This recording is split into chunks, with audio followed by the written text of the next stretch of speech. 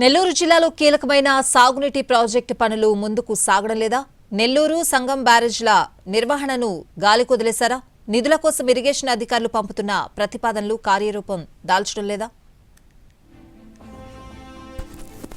నెల్లూరు జిల్లాలో సాగునీటి ప్రాజెక్టులకు నిధుల కొరత వెంటాడుతోంది. 3 ముఖ్యమైన ప్రాజెక్టుల పనులు జరుగుతున్నా మరికొన్ని జలాశయాల పనులు ముందుకు సాగడం లేదు. సర్వేపల్లి రిజర్వాయర్ ఆధునికీకరణ, బండేపల్లి కాలువ నిర్మాణం, నెల్లూరు సంగం బ్యారేజీల నిర్వహణ ప్రధానమైనవి. సంగం, నెల్లూరు బ్యారేజీలను 500 కోట్లతో నిర్మించారు. కానీ ఈ బ్యారేజీల నిర్వహణను గాలికొదిలేశారన్న ఆరోపణలు వ్యక్తమవుతున్నాయి. గత ప్రభుత్వంలో బ్యారేజీలు పూర్తి కాకుండానే ప్రారంభించారని, ఇప్పుడు కూటమి సర్కారులోనూ అదే నిర్లక్ష్య ధోరణి కనిపిస్తోందన్న విమర్శలు వినిపిస్తున్నాయి.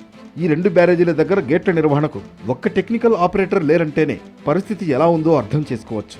వైసీపీ హయాంలోనే ఇరిగేషన్ అధికారులు జిల్లా నుంచి బ్యారేజీల నిర్వహణకు ప్రతిపాదనలు పంపినా అవి ఇప్పటికీ కార్యరూపం దాల్చలేదు. సంగం బ్యారేజీలో 88 గేట్లు, నెల్లూరు బ్యారేజీలో 57 గేట్లు ఉన్నాయి. వీటి నిర్వహణ కోసం సంగం బ్యారేజీకి 28 మంది, నెల్లూరు బ్యారేజీకి 20 మంది అవసరమని ఇరిగేషన్ అధికారులు ప్రభుత్వానికి ప్రతిపాదనలు పంపారు. ఏడాదికి 2 కోట్లతో 2 బ్యారేజీల నిర్వహణ చేయలేకపోతున్నారు. ఈ 2 బ్యారేజీల ద్వారా ఏటా 1000 కోట్ల పంట ఉత్పత్తులు వస్తున్నా వాటి నిర్వహణే పట్టించుకోవడం లేదని అంటున్నారు. ఎప్పుడో బ్రిటిష్ కాలంలో నిర్మించిన సర్వేపల్లి రిజర్వాయర్కు భారీగా వరదలొస్తే కట్ట తెగిపోయే ప్రమాదం ఉందని గతంలో ఇరిగేషన్ అధికారులు ప్రభుత్వానికి నివేదికలు అందజేశారు. ఈ రిజర్వాయర్ నిర్వహణ, మరమ్మతుల కోసం సుమారు 50 కోట్ల 40 లక్షలతో ప్రతిపాదనలు పంపారు. కానీ ప్రతిపాదనలు నేటికీ కార్యరూపం దాల్చలేదు.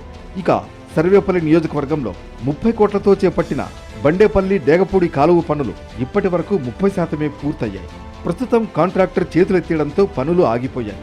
ఇలా జిల్లాలో పెండింగ్లో ఉన్న సాగునీటి ప్రాజెక్టుల పనులు వెంటనే పూర్తి చేయాలని రైతులు కోరుతున్నారు.